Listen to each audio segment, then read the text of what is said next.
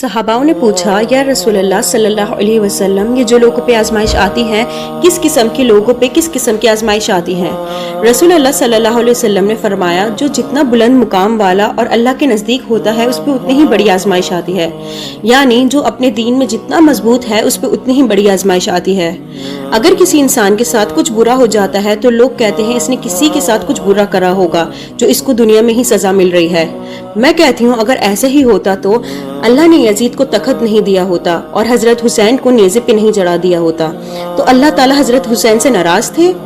جو انسانیت کے لیے پھٹکار ہو اس کو 3 بر اعظم کی حکومت مل رہی ہے، تو یہ امتحان ہے۔ اعلی رسول کے سر کٹ کے نیزوں پہ چڑھ رہے ہیں، یہ امتحان ہے۔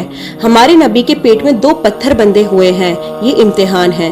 اللہ کے رسول کی بیٹیوں کو طلاق ہوئی، یہ امتحان ہے۔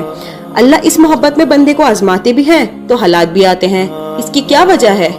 آپ بازار سے اگر پیالہ خریدیں کچھ روپے کا یا تربوز خریدیں تو ہمارے یہاں اس کو ٹھوک کے دیکھتے ہیں کہ کچا ہے یا پکا۔ ایک مٹی کا برتن خریدنا ہو کچھ روپے کا، ہم اس کو بھی چیک کرتے ہیں کہ کچا ہے یا پکا۔ جس نے اللہ سے محبت کا قدم اٹھایا اللہ بھی دیکھتے ہیں کہ کچا ہے یا پکا۔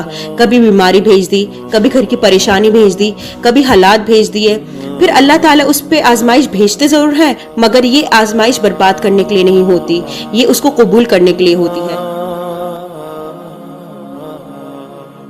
یا عبادی الذین آمنوا ان ارضی واسعة فإیایا فاعبدون کل نفس ذائقة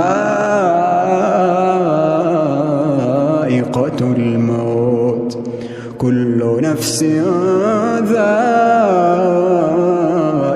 الموت ثم